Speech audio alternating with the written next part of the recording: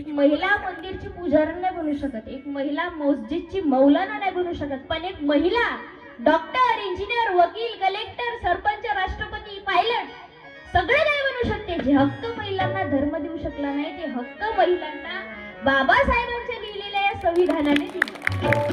म्हणून हे संविधान, अरे इतिहास में हरदम नारी खून की आंसू बहाती थी, पाँव में बीड़िया लेकर वो अंगार ऊपर चलती थी. इतिहास में हरदम नारी खून के आंसू बहाती थी, पाँव में बेड़ियां लेकर वो अंगार ऊपर चलती थी. पहले वो खुद जलती थी, अब दुश्मनों को जलाती है, क्योंकि ये शेर की बेटी अब जय भीम वाली कहलाती है. ही बाबासाहेबांची ताकद, या महामानवाची ताकद आहे. म्हणून आता बाबासाहेबांची आठवण येते. पहिले प्यायला सुद्धा हातात पेन घेणं तर दूरची गोष्ट, प्यायला पाणी सुद्धा मिळत नव्हतं. म्हणून माझं सांगणं आहे, आपण खातो त्या भाकरीवरच नाही तर आपण पितो त्या पाण्यावर सुद्धा बाबासाहेबांची सही आहे.